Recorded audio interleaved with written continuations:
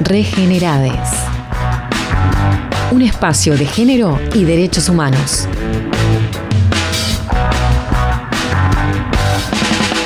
Buenos días, buenas tardes, buenas noches, según cuando estén viendo y escuchando este nuevo Regenerades, el número 32 de este espacio que tenemos junto a Jimena García, y es el tercero en Proyecto Ciudades que estamos acompañando y nos tiene súper contentas.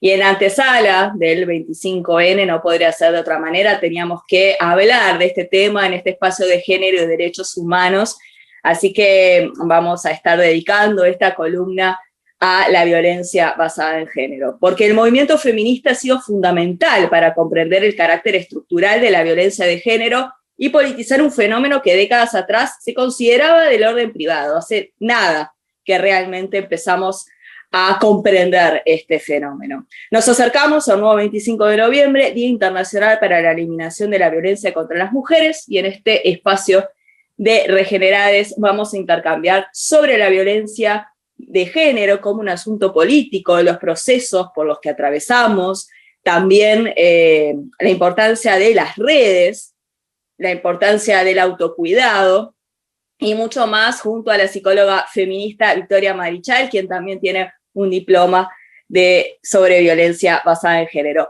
Muchas gracias, Vicky, por estos minutos. No, por favor, gracias a ustedes por invitarme. Bueno, primero hacer algo como obvio, pero poner en contexto porque es súper importante para quienes se suman y para poner el contexto de la charla. ¿Qué es la violencia basada en género? Y también en esto que mencionaba, ¿por qué lo consideramos ahora un asunto político? Algo que decimos las feministas, que lo personal es político, y justamente la violencia basada en género, vaya, si es un asunto político. ¿Por qué? Creo que es importante entender que la violencia basada en género constituye una manifestación de relaciones de poder históricamente desiguales entre varones y mujeres, ¿no? Así es como surge la ley. Podríamos agregar hoy que la violencia basada en género no solamente es dirigida hacia mujeres cis, sino que también es dirigida, obviamente, hacia mujeres trans, pero también a identidades que se corren del binarismo, como las personas no binarias. Es uno de los mecanismos sociales fundamentales por los que se fuerza a las feminidades a una situación de subordinación, a las mujeres a una situación de subordinación. Atenta contra la dignidad e impide el desarrollo de nuestros derechos, ¿no? Nuestros derechos básicos. Y es importante decir que en Uruguay tenemos una ley que contempla todo esto. La ley habla de, bueno, que la violencia basada en género es una forma de discriminación que afecta directa o indirectamente la vida, la libertad, la dignidad, la integridad física, psicológica, sexual, económica o patrimonial, así como la seguridad personal y la autonomía de las mujeres. Básicamente la ley trae también la idea de que la violencia basada en género pueden ser conductas, acciones u omisiones en el ámbito público o privado que se sustentan en esta relación desigual de poder en base al género. Tenga como objeto o resultado menoscabar o anular el reconocimiento, goce o ejercicio de los derechos humanos o libertades fundamentales. Y es importante en esto porque básicamente esta definición nos dice, bueno, son conductas, acciones u omisiones que son perpetradas o por particulares, por personas individuales, pero también por el Estado o por instituciones, ¿no? Empezamos a ver cómo la violencia basada en género básicamente es una responsabilidad estatal también, la erradicación de. Ahí es que nos corremos de esto de, bueno, de es algo individual, ¿no? Es algo que tiene que ver con lo que pasa en el hogar, es algo privado, y empezamos a decir, no, bueno, en realidad esto está sustentado en una cultura con determinadas características, una cultura patriarcal, una cultura clasista, una cultura racista que sustenta y que da las bases de estas relaciones de poder históricamente desiguales que tienen como resultado la violencia basada en género en sus manifestaciones tal vez más directas o más visibles. Totalmente. Y ya que mencionabas esta ley integral contra la violencia basada en género, que realmente ha llevado un proceso y un trabajo gigante por parte también de los movimientos sociales, de los movimientos feministas, ¿cómo ves su implementación ahora, ¿no? Como una suerte de cortita evaluación, ya que en realidad lo que pasa es la falta de presupuesto, que se ha luchado muchísimo para tener presupuesto. Creo que eso lo resume todo, la falta de presupuesto. tenemos una ley que quienes saben de la temática, ¿no? Y quienes están especializados en la parte del derecho, definen como una ley de avanzada, ¿no? Es una ley que realmente es de avanzada para las leyes que hay de protección y que luchan por la erradicación de la violencia basada en género en los diferentes países, pero no tiene el presupuesto suficiente. No hay forma de implementarla sin presupuesto, no tenemos las suficientes personas capacitadas con perspectiva de género mínimamente para que esta ley se cumpla, por ejemplo, que se cumpla uno de los objetivos que tiene que ver con la no revictimización, que se puedan llevar a cabo. Podemos entender desde lo penal que se está incumpliendo uno de los subtipos de violencia que enmarca la ley 19.580, sin embargo, aún no hay mecanismos para probar o para denunciar o para que eso se lleve a cabo dentro de realmente después de lo efectivo, ¿no? Bueno, yo puedo ver que esta situación, hay una clara situación de violencia económica, pero no están las herramientas dadas para que eso se denuncie y se lleve a cabo y se logre una condena, ¿no? Entendiendo realmente que la gran mayoría de mujeres que denunciamos por violencia basada en género, por los diferentes tipos, no obtenemos los resultados necesarios, no se obtiene la protección que se tendría que obtener. Es un proceso totalmente revictimizante, donde muchas veces son las mismas mujeres las que parecen haber hecho algo mal, porque toda la restricción de libertades termina también recayendo sobre ellas, el no poder salir de su casa, el tener que estar avisando a dónde van, de dónde vienen, para el uso de las tobilleras. Es un sistema que termina acrecentando esta falta de autonomía y libertad que la mujer ya tenía en la relación de violencia basada en género o de violencia doméstica, que por lo tanto decide salir de ahí, denuncia, se mueve, y después el Estado sigue reforzando esta falta de autonomía y de libertad, porque el foco sigue puesto sobre nosotras y nosotres y no sobre los agresores. Creo que hasta que no cambiemos la mirada social y no cambiemos este foco y no digamos basta de centrarnos en las víctimas y en las sobrevivientes y empecemos a centrarnos en los agresores, va a ser muy difícil que podamos llevar a cabo y cumplir esta ley de una forma que sea reparadora para quienes hemos atravesado situaciones de violencia. Totalmente, es necesario, ¿no? Esta mirada global que trascienda esta mirada meramente punitivista, porque siempre está la responsabilidad en nosotros, como bien mencionabas, porque también no solamente tenemos que pensar la violencia basada en género hacia las mujeres cis, sino también hacia otras identidades y asumir de una vez por todas que es una responsabilidad del Estado y hay que hacerse cargo claramente, ¿no? de esto. Es una responsabilidad de toda la sociedad. Por eso también la importancia de que existe una ley, pero a la vez, si no se puede implementar correctamente, también estamos en una falta muy grave como sociedad. Y de la mano también con esta reflexión, me gustaría también poder preguntarte, basada también en tu experiencia, ¿cómo intervenir y cómo acompañar a una amiga, a una conocida, a una vecina, compañera de trabajo, ¿no? Porque también resulta muy, muy difícil también el cómo apoyar este tipo de situaciones, ¿no? Si está viviendo una situación de violencia basada en género, si tenemos la certeza o la sospecha, ¿cómo acompañar? Bien, bueno, si lo pensamos en violencia doméstica tal vez, es importante pensar que no todas las formas de violencia requieren el mismo acompañamiento, pero sí hay algunas como cuestiones que podemos tener en cuenta. Una de las primeras cosas que yo digo siempre, y que si hay alguien que ya me escuchó en alguna charla va a decir, siempre repite lo mismo, sí, lo voy a seguir repitiendo, que es que necesitamos dejar de empezar las preguntas con por qué. Claro. Todo esto primero. Todas las preguntas que empiecen con por qué, diría que prácticamente, no sé, el 99% de las preguntas que inicien así seguramente vayan a ser revictimizantes. La revictimización lo que hace es que una persona vivió un trauma, tuvo una situación traumática, ahí hay una victimización primaria, digamos, y después por el Estado, instituciones o otras personas, las consecuencias de eso se vuelven a revivir. Todas las preguntas con por qué seguías en pareja con él, por qué no te separaste antes, por qué no pediste ayuda, ¿no? ¿Por qué no denunciaste? Todas son preguntas que en realidad lo único que hacen es revictimizar. Después, algo que es muy importante es la disponibilidad para apoyar en la salida de la situación cuando la persona lo pueda resolver. Es muy importante tener cuidado con esta expresión que en algún momento estuvo muy de moda con el hermana date cuenta, ¿no? Como esta cosa. Bueno, claro. No irnos por ese camino, entender que hay un montón de procesos que se están realizando en esa persona, que la violencia doméstica, por ejemplo, sucede en un ciclo, que es importante tener en cuenta el ciclo, que ahora después, si quieren, lo explicamos, y que básicamente no siempre la persona puede salir. No porque no quiera, no porque no tenga ganas, sino porque no tiene las herramientas. Entonces, generar esa disponibilidad sin juzgar, ¿no?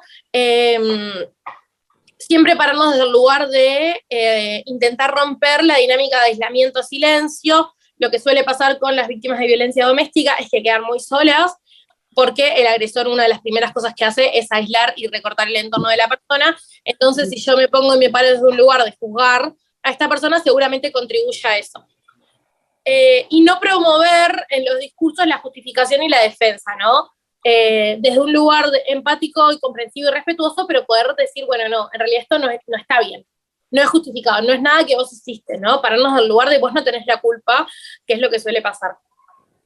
En casos de violencia doméstica donde esté en riesgo la seguridad de la persona, lo primero es asegurar esa seguridad de la mujer y de las personas dependientes, como pueden ser los hijos, ¿no? Asegurar la seguridad, ir a hacer una denuncia si se quiere, pero si no, sacar a la persona de ese contexto, ver qué se puede hacer en cuanto a eso. Para eso es muy importante conocer los espacios de orientación y acompañamiento a nivel de territorio e instituciones, ¿no? Las colectivas, las redes de mujeres, las comunas, lugares a donde podemos ir para pedir ayuda y asesorarnos en esos momentos. Y también entender que hay cosas que no nos van a resultar congruentes con nuestra forma de pensar, nuestro pensamiento, y está bien. Y nos podemos quedar con la duda si no lo entendemos, porque tiene que ver con el proceso de esa persona, ¿no? No intentar entender todo, sino entender que esa persona está viviendo una situación de violencia y que por lo tanto necesita una escucha abierta y empática. Y esto que es muy difícil, que se necesita una apertura para estar disponible en la totalidad del proceso. Y la totalidad del proceso implica que a veces la persona que está en una situación de violencia doméstica nos diga que está recontra enamorada y en el mejor momento de la relación, y esa es una de las etapas. Y a veces es la etapa más peligrosa porque es la etapa donde es más difícil que la persona se separe, ¿no? Claro. No más peligrosa del peligro de vida, sino más peligrosa de que no podemos, ahí en ese momento es muy difícil que la persona se separe. Entendiendo las fases del ciclo, creo que es una información que todos deberíamos tener para poder saber cómo acompañar en cada momento y poder identificar, bueno, esta persona se encuentra en este momento, entonces ahora no es el momento para que yo le vaya a decir, che, te tenés que separar, porque seguramente esté muy poco disponible para eso. Sí. No.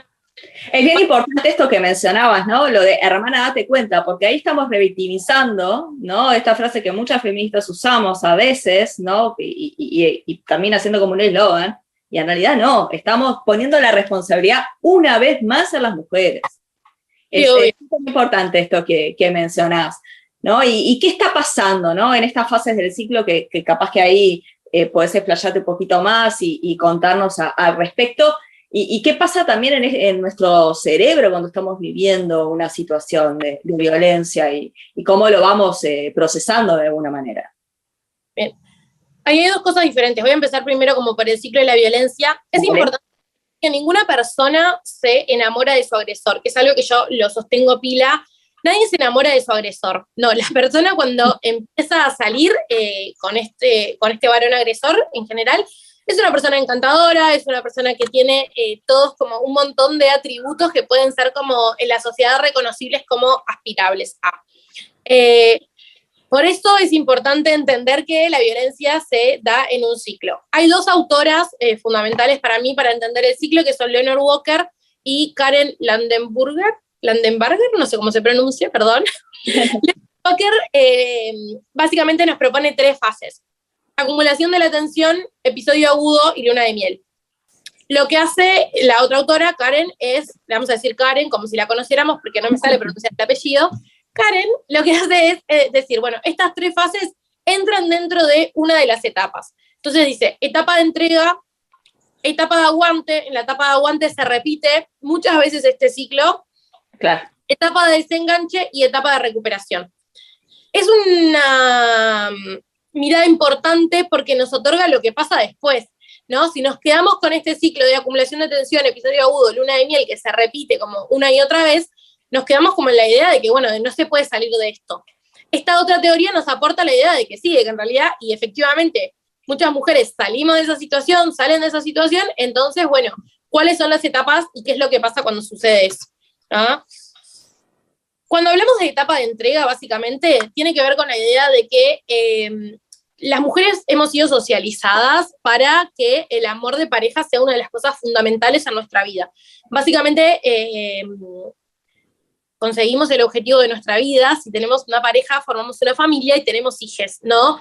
Entonces, muchas veces lo que sucede es que se proyectan en estos posibles como compañeros de vida, parejas, cualidades que deseamos que la persona tenga. Si aparece algún signo, ¿tá?, de maltrato o de violencia, lo que se hace es tender a justificarlo. Acá es re importante en esta etapa de entrega tener en cuenta todos los mitos del amor romántico que nos hacen de alguna manera convencernos de que esa relación tal vez pueda cambiar. ¿Por qué? Porque nos han dicho que las personas por amor cambian, porque nos han dicho que el amor tiene que perdonar, que el amor tiene que aguantar, que el amor es para toda la vida. Totalmente. Siempre hablando de un amor que nunca nos definieron, ¿no? Entonces muchas veces confundimos amor con violencia porque es lo que tenemos aprendido y porque es lo que nos han dicho o hemos visto toda la vida como amor, incluso en las series, en las películas.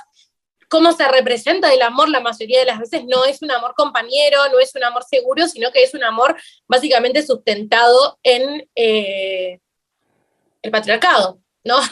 Totalmente. Después de esa etapa se pasa a la etapa de aguante. Acá es cuando identificamos estas tres fases cíclicas. En esta etapa un poco lo que se plantea es que hay una resignación a la violencia. Se intenta fijar en los aspectos más positivos de la relación para minimizar o negar el abuso, se modifica el propio comportamiento para realizar un esfuerzo para controlar la situación, y básicamente lo que aparece ahí con muchísima fuerza es la culpa, ¿no? Entonces, como yo me siento culpable de esta situación que estoy viviendo, la intento ocultar, y eso promueve además el aislamiento que es propiciado por el agresor, ¿no? Obviamente este sentimiento de culpa no aparece solo. Este sentimiento de culpa aparece porque el agresor así lo manifiesta, ¿no? Bueno, si yo te grité es porque en realidad mirá cómo te vestiste vos, mirá lo que hiciste, ¿no? Ahí lo que hay es una sensación de estar atrapada en esa relación y sin posibilidad de salir. Este modelo cíclico de tres fases, básicamente hablábamos de esto, ¿no? Acumulación de tensión, episodio agudo y luna de miel. Se instala, se establece un patrón, un estilo de relación donde los incidentes violentos pueden hacerse más intensos a lo largo del tiempo y las lunas de miel más cortas. Ahí aumenta el riesgo y la peligrosidad. Se establecen dinámicas de abuso de poder sobre la base de múltiples dependencias, afectiva, emocional, económica y patrimonial. Porque ahí también es importante, a veces decimos, bueno, ¿por qué no se separa? Y a veces no están las condiciones económicas dadas, por ejemplo, para que esa persona pueda ir a otro lado, ¿no? Entonces, a veces lo mejor que podemos hacer por una persona que está en una situación de violencia es decirle, si necesitas un lugar donde quedarte, puedes venir a mi casa. Porque a veces lo que actualiza es que no hay un lugar a donde ir, ¿no? ¿Por qué? Porque durante toda la instalación de la violencia, todos los recursos económicos y patrimoniales quedaron asignados a el varón agresor. Entendiendo también que la sociedad nos lleva un poco a eso, ¿no? Los varones proveedores y las mujeres cuidadoras. Entonces, lo que suele darse en la mayoría de los casos es que los ingresos más altos los tienen los varones y por lo tanto hay mucho miedo ahí. Si hay hijos de por medio, la situación además se complica aún más por todo lo que tiene que ver con la tenencia. La dinámica establecida básicamente es de control y asegura el sometimiento y la falta de oportunidad para pedir ayuda. ¿Por qué? Porque se restringen los momentos en los que se puede pedir ayuda, ¿no? ¿Cuándo la persona va a poder pedir ayuda si en realidad el agresor nunca le deja estar sola, si nunca deja que esté como en un momento de tranquilidad como para poder hablar?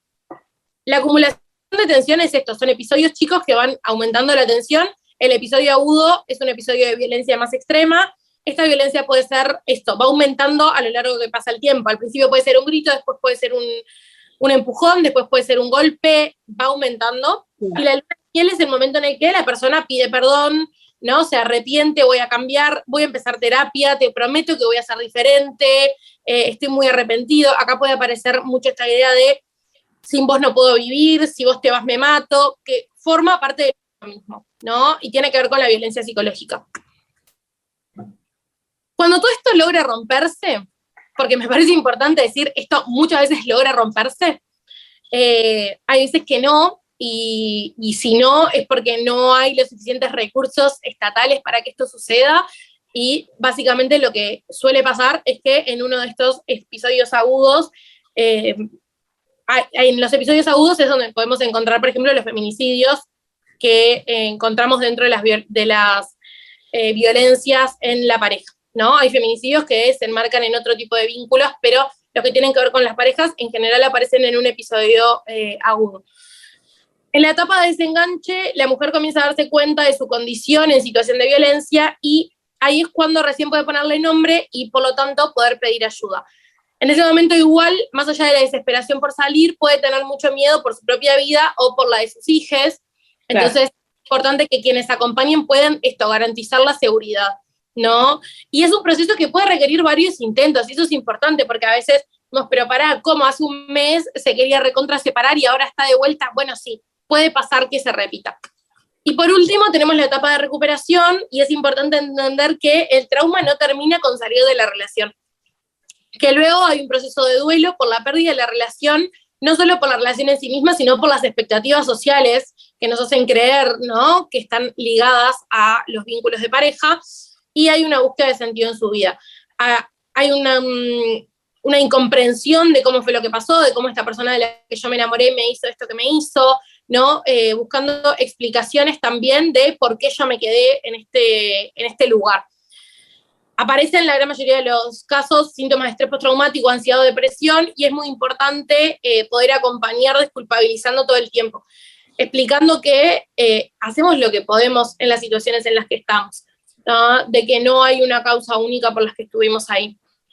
Toda esta información, que parece un montón, en realidad es fácil de visualizar si encontramos un ejemplo de violencia basada en género. Incluso en las nuevas representaciones audiovisuales, en Big Little Lies, esta serie que para mí es increíble, se representa, Nicole Kidman representa estar en una situación de violencia, y para mí ahí está muy, muy bien representado todo lo que tiene que ver con estas etapas. Incluso las consultas con la terapeuta y demás nos dejan ver todo esto que estuvimos hablando. Bien. Perdón, salió tipo realmente es súper interesante todo esto que mencionás, porque por algo se va dando estos ciclos, y siempre está el foco, ¿no? De, ay, ¿por qué no te separaste? ¿Y por qué tal cosa? ¿No? Esto que mencionabas, las preguntas del por qué, siempre van a llevar a una revictimización totalmente de acuerdo, y en esta charla se está viendo con tu explicación clarísimo estos mensajes. También la importancia de identificar los mitos del amor romántico, y esto para lo que las mujeres siempre hemos sido, bueno, tenés que hacer tal cosa, y por eso también lo de la importancia del movimiento feminista, que ha hecho también desestructurar y desmistificar también todos estos mitos del amor romántico.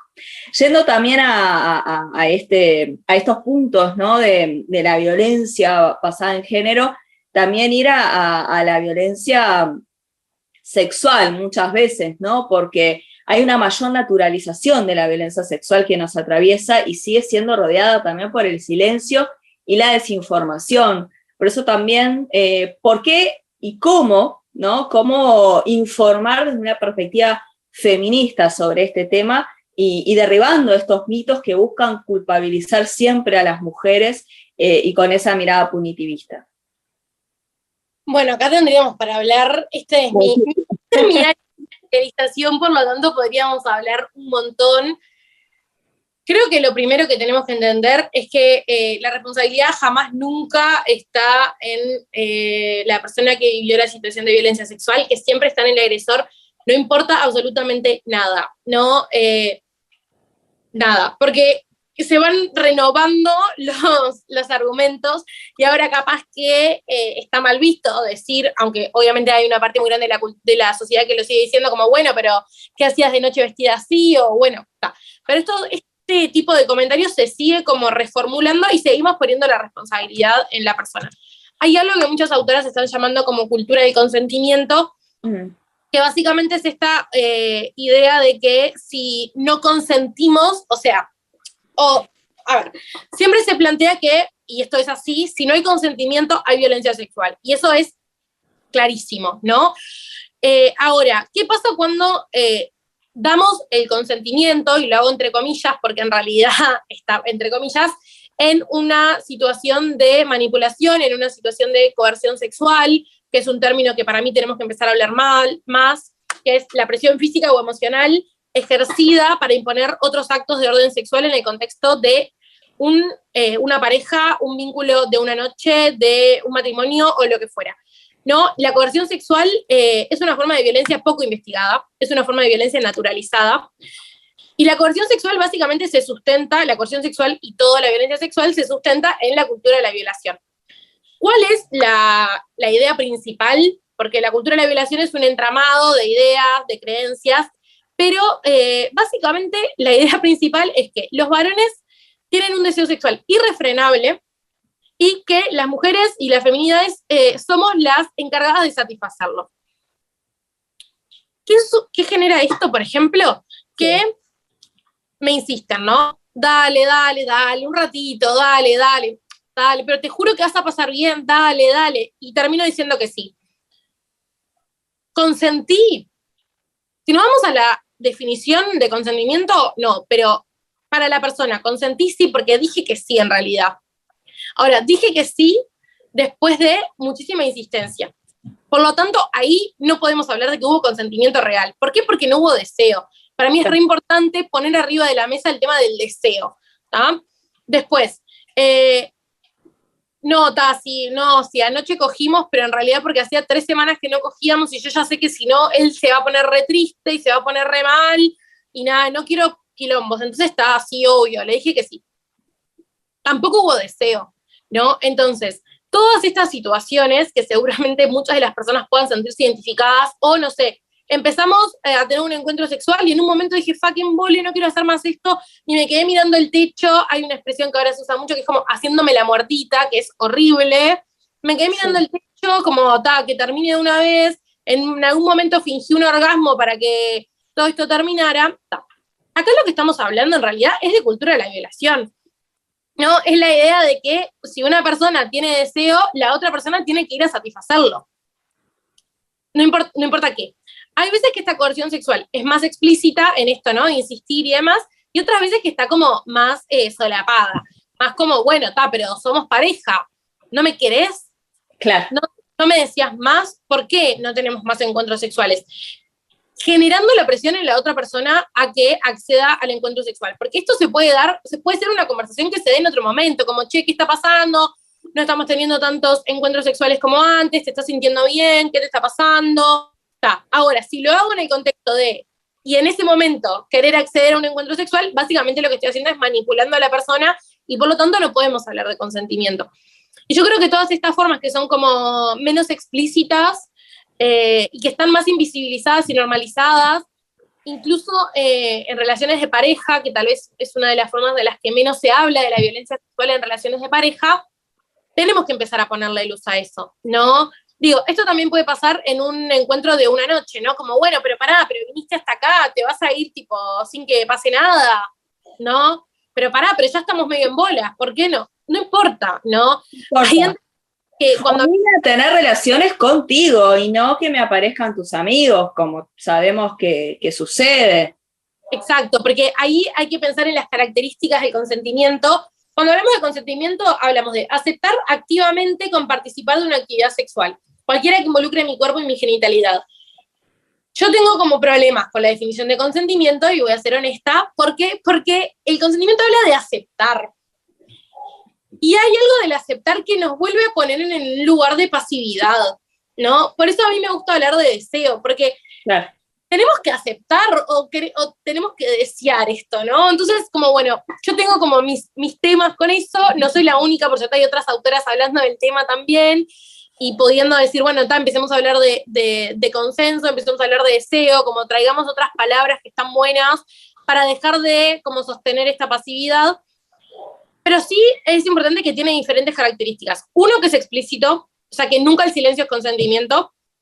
Sí necesito poder observar el lenguaje corporal de la otra persona, y no es como, no, pero no me dijo nada, no te dijo nada, pero estaba con los brazos cruzados. Perdón, te estaba diciendo un montón, ¿no? O sea, todas las personas tenemos la habilidad de leer el lenguaje corporal del resto, como, no, bueno, pero a mí nunca me enseñaron. Bueno, a mí tampoco, y sin embargo lo aprendí, ¿no? Hay una cuestión de empatía. Después, que tiene que estar, yo me enojo, perdón, porque sí, total, pero te entiendo. Después, que tiene que estar dado libremente. Y cuando hablamos libremente es sin presión, sin manipulación, sin abuso de poder o sin efecto de sustancias. Muchas veces, cuando se catalogan los casos de violencia doméstica, por ejemplo, se dice, no, pero no hubo violencia sexual. Una persona que está en una relación de violencia doméstica está bajo el efecto de la manipulación y el abuso de poder, por lo tanto, es casi imposible separar una cosa de la otra. Que es reversible, o sea, que en cualquier momento puedo cambiar mi opinión, y acá es esto, si yo estoy en bolas, no importa, puedo decir, no tengo más ganas, esto me dejó de dar placer, dejé de disfrutarlo, no lo deseo más, y está bien, y pasa también, ¿no? Es como decir, esto pasa. Nos pasa que estamos en el medio de un encuentro sexual y de repente no tenemos más ganas, y no tenemos por qué explicar por qué no tenemos más ganas, ¿tá? Y podemos irnos. Y si no podemos irnos, quiere decir que la otra persona está ejerciendo violencia sobre nosotros. Que es informado, o sea, que solo puedo consentir si tengo toda la información, y acá es re importante esto que vos decías. Si yo estoy consintiendo a tener un encuentro sexual contigo, no estoy consintiendo a tener un encuentro sexual con otras personas. O sea, que se aparezcan otras personas en el momento del encuentro sexual es violencia sexual. Es como, bueno, no, pero pensé que nos íbamos a divertir. No. Pregunta. Y la persona te me recuelga, dale, llamalos. Y la otra persona te puede decir, no tengo ganas, consentí a tener un encuentro contigo, y eso es válido, ¿no? También sabiendo que ahora entro lo otro. Y ahí también el tema del preservativo, que es re importante, ¿no? Si yo consentí a tener un encuentro sexual con preservativo y vos te sacás el preservativo en el encuentro sexual, eso cuenta como violencia sexual, ¿no? Y es re importante porque esto es muy frecuente y es como, no sé, pasamos de una práctica a otra y yo me saco el preservativo porque entiendo que no es necesario, porque no vas a quedar embarazada, entonces está, no, esto se consensa entre las dos personas. Sí, todo. Se pregunta. Y después es ético. O sea, que yo consienta una práctica sexual no quiere decir que consienta a todas.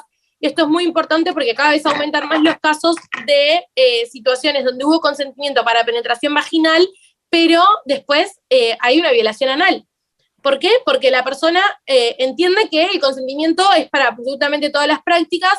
Entonces, sin aviso, sin pregunta, sin cuestionamiento, empieza a penetrar analmente a la otra persona. Eso es violencia sexual. Y todo esto es recontra importante como poner de manifiesto que muchas veces tenemos miedo, ¿no? Por eso la cultura del consentimiento dice, no, a veces no la denuncia de la cultura del consentimiento dice, a veces no podemos decir, ¿no? A veces no podemos decir. Y poner el foco en que nosotras tenemos que ser las que estamos todo el tiempo diciendo si sí o si no, de vuelta es poner el foco en nosotras. Y si yo estoy en un momento en el que estoy en bolas y estoy ahí con una persona en una casa que no es la mía, con una persona que conozco poco, capaz que me da miedo decir que no. Y capaz que sigo adelante con el encuentro sexual a pesar de no desearlo porque tengo miedo a lo que la otra persona me pueda hacer. En contextos de pareja puedo tener miedo a que la otra persona me deje, a que la otra persona se enoje, y ahí entran de vuelta los mitos del amor romántico. Si aparecen más personas, puedo tener miedo a que me violen, ¿no? Más allá de que estamos hablando de que acá obviamente hay violencia sexual solamente por ese hecho, el miedo a la violencia física. Y si tenemos ese miedo es porque sabemos que esas cosas suceden, porque además también los medios de comunicación se encargan de que esas sean las noticias que llegan a todos lados, claro. Las situaciones donde hubo violencia física, y eso nos restringe muchísimo la libertad y nos genera muchísima culpa y muchísimo miedo, y todo eso hace que toda esta problemática social que básicamente nos involucra a todas las personas esté y permanezca en silencio. Es una de las violencias más frecuentes y es una de las que permanece más en silencio, ¿no? Porque hay mucha culpa, hay mucha vergüenza. ¿Por qué? Por todo lo que pasa socialmente.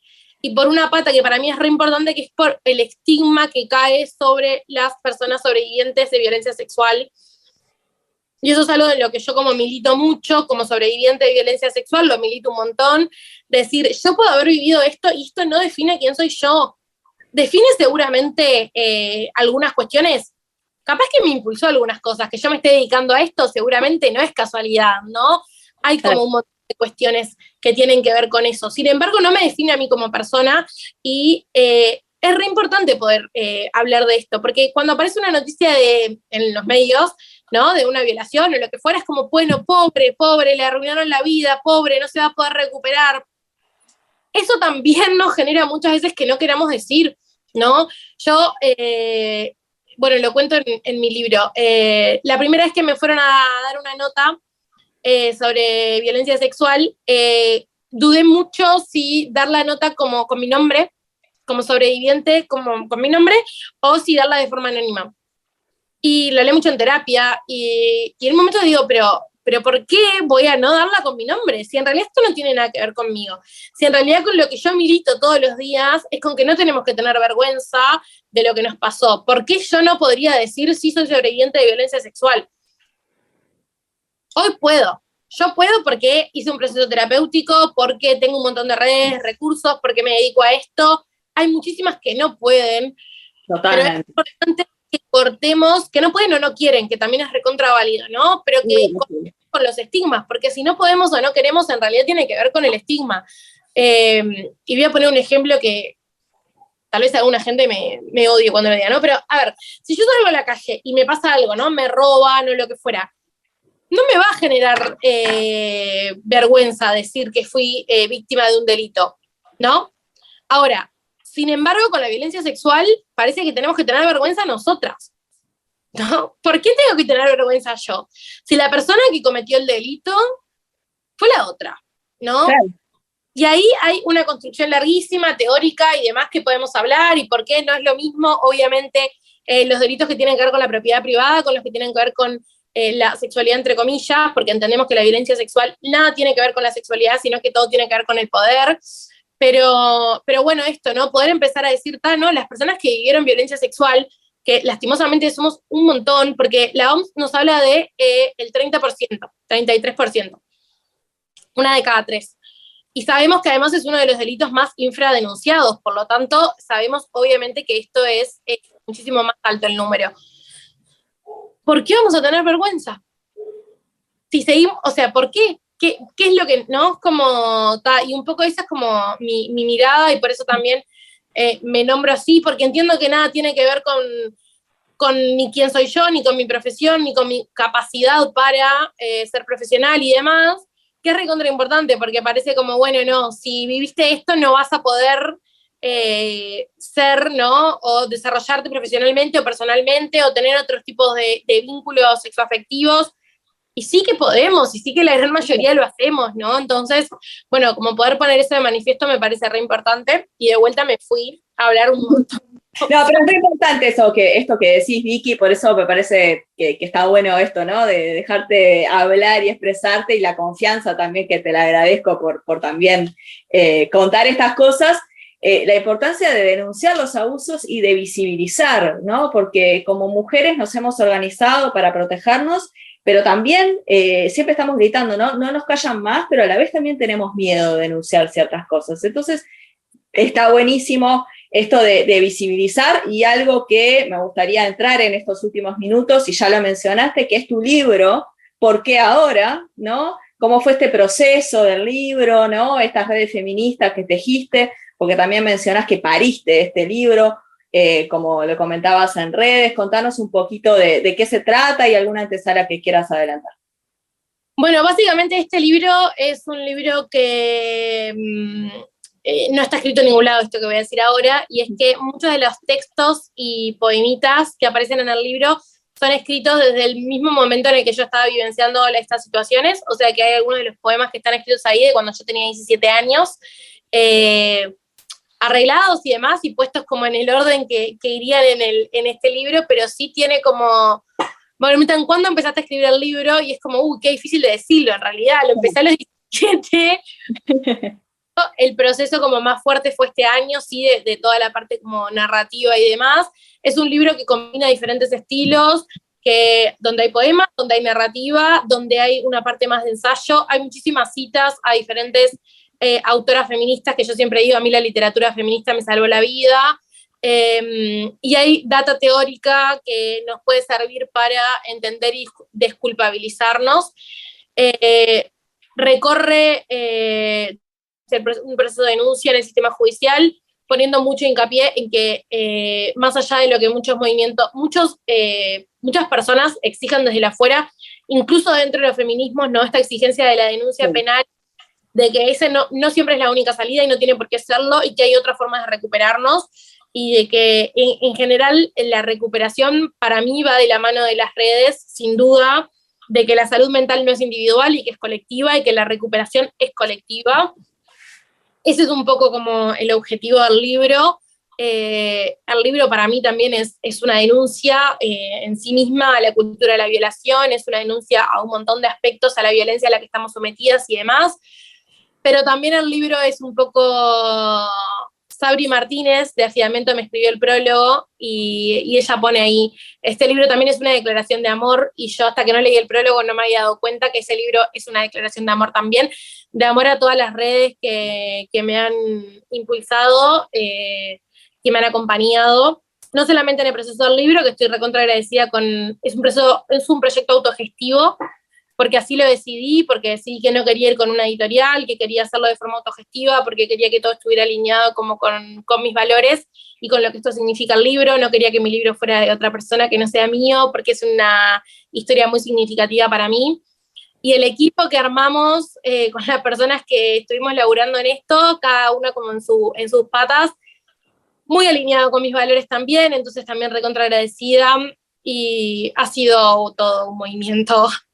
Por eso Mura, que me acompañó en el proceso de escritura, me decía, vos este libro lo pariste, es tipo, yo este libro lo parí porque y ahora estoy como en una etapa así como toda sensible y estresada, que no puedo más porque llegue todos los tiempos y la presentación, pero muy contenta realmente de poder haber como puesto todo esto en palabras, entendiendo que lo pude poner en palabras porque yo ya tenía un proceso de recuperación previo, y que también ponerlo en palabras ayudó a seguir adelante con ese proceso de recuperación por la forma en la que fue dado también. Así que nada, re agradecida, y bueno, invitarles a todos al 25 de noviembre, después de la marcha, en horario post-marcha, 8:30 más o menos, vamos a hacer una intervención en la Casa de las Ciudadanas con un grupo más o menos de 20 mujeres, increíble la cantidad de que se sumaron a intervenir. Es una intervención en contra de la cultura de la violación, basado en algunos fragmentos del libro, pero realmente muy colectivo, no tiene que ver como con mi historia, sino que tiene que ver con la historia de todas y de todes. Así que nada, les invito, y después en diciembre, el 11 de diciembre, va a ser la presentación oficial del libro, si todo sale bien con el libro en papel impreso, para... nada, va a ser en el Recreo en Ciudad Vieja, así que nada, esas dos invitaciones ahí para que puedan estar, porque para mí es un tema del que tenemos que seguir hablando. Es como, no podemos dejar de hablar de esto, porque por suerte los movimientos feministas colectivizaron todo esto y hubieron rupturas del silencio masivas en todos los países. El Me Too en Estados Unidos, el Cuéntalo en España, mira cómo nos ponemos en Argentina, el Varones, que empezó con Varones Carnaval acá en Uruguay. Todo eso es una potencia tremenda que nos impulsa a que sigamos hablando de la cultura de la violación, porque es responsabilidad estatal, pero es responsabilidad de todos empezar a desarticular estas creencias, así que nada, eso. Buenísimo, entonces Vicky, muchísimas gracias por compartir estos minutos con Regenerades, y realmente va a estar muy buena esa presentación. Les esperamos a todos el 25 de noviembre y el 11 de diciembre, y seguiremos, por supuesto, en contacto. Contás con nuestro espacio, con Jimmy y conmigo también, para seguir construyendo redes. Así que muchísimas gracias por estos minutos. María Victoria Marichal, psicóloga feminista, sobre ¿por qué ahora? Pero también con todo lo que estuvimos conversando sobre la cultura de la violación, sobre la importancia de visibilizar la violencia basada en género. Si tenemos... Nos fuimos con esta nota, pero súper interesante. La verdad que muchas gracias. Muchísimas gracias por la invitación. Así que la invitación queda hecha. Nos reencontramos en pocos días con Regenerades, en Proyecto Ciudades. Y bueno, hasta pronto. Gracias. Regenerades. Un espacio de género y derechos humanos.